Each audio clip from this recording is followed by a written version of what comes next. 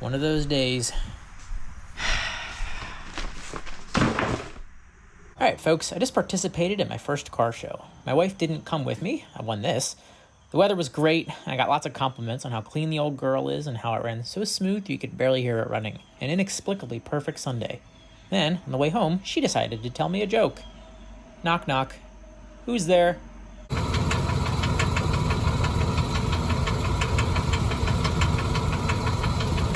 So in this video, I'm going to go over how you can troubleshoot knocking sounds from your engine, because you never know, you might get lucky, and it might not be as bad as you or your mechanic think. Or it could be. C'est la vie, mon ami. Let's dig into it. First things first, check your oil. If you own a late model BMW, you don't have a dipstick, so just go ahead and junk the car. If you don't have any oil and your engine is knocking, stop the video now and go have a beer, you poor devil. Full and clean. I'm pretty anal about my oil changes, so that's good. Advice from a technician. The first thing you should always do before asking anyone for help is pull the goddamn codes. If you're newer than 1995, use an OBD2 scanner. If you're older than 96, you can pull OBD1 codes, and if your car predates OBD1, then you have an antique car and most likely already know your way around an engine, so what do you need me for? The old slow Lara through 4 codes. Multiple random misfires. Misfire on cylinder 2.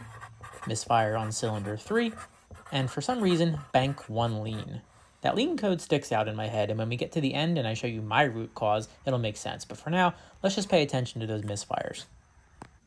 Spark, fuel, compression, and timing. If every cylinder has that, you won't misfire. Let's start with fuel and spark. Cylinder 2 is in the front, and cylinder 3 is back there in Narnia, so let's start with cylinder 2 for obvious reasons. Cylinder 4 isn't knocking, so simply swap 2 and 4 and see if the problem follows. If the misfire code follows the coil, then replace that coil. They do wear out eventually, and they can fail in a litany of different ways with all kinds of symptoms. My misfire code did not follow the coil, so next, try the spark plugs. Spoiler alert, I think I found the problem, but hey, what kind of informational content would this be if I found the problem straight away? So let's pretend the plug looks fine and the problem did not follow the plug or coil, and we will press on to fuel.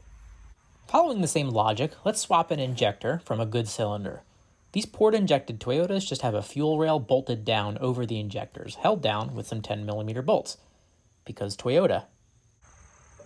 You're supposed to take the gas cap off to vent the pressure in the system, but you're going to dribble gas anyway. Probably a good time to put out that cigarette. And you probably shouldn't use brushed power tools. Gently pop out the injector and swap it with a good cylinder's injector. Tighten down the fuel rail and fire it up. Every time.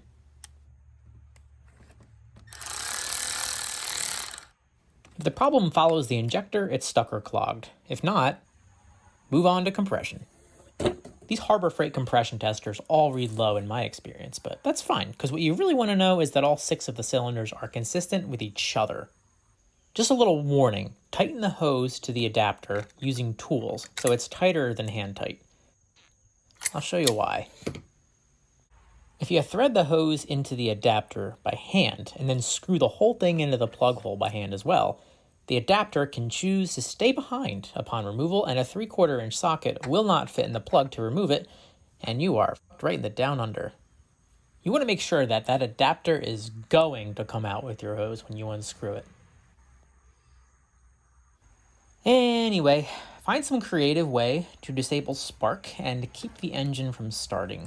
On most cars, you can just pull the fuse for your EFI system. Give it full throttle and crank it for 3 to 4 seconds.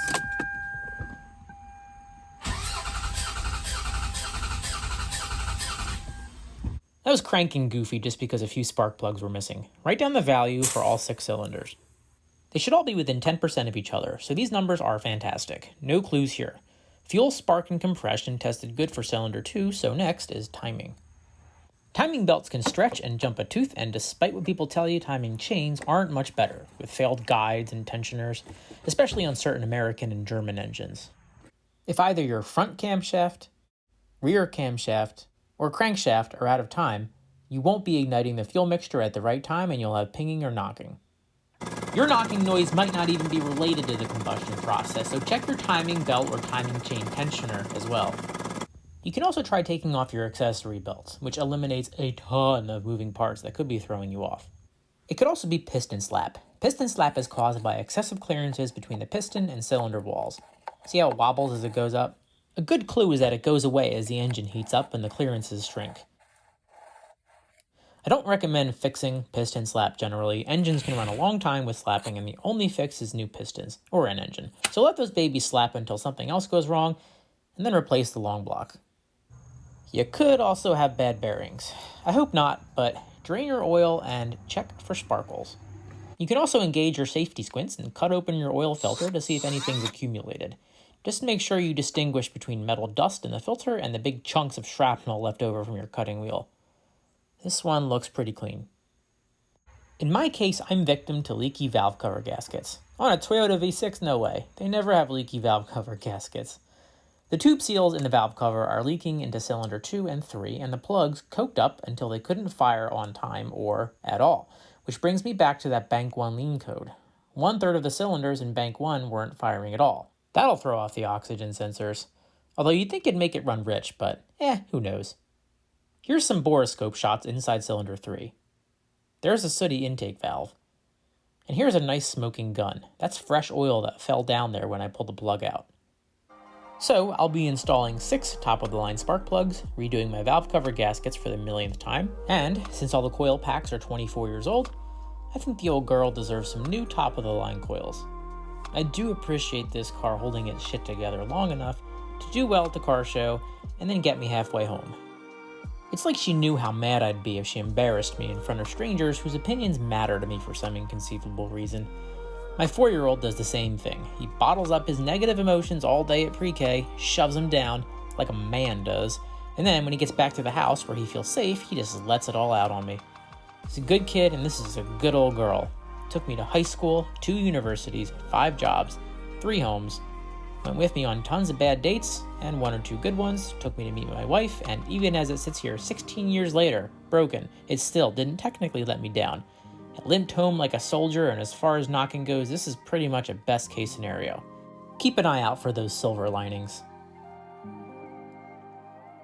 Earned that goddamn trophy.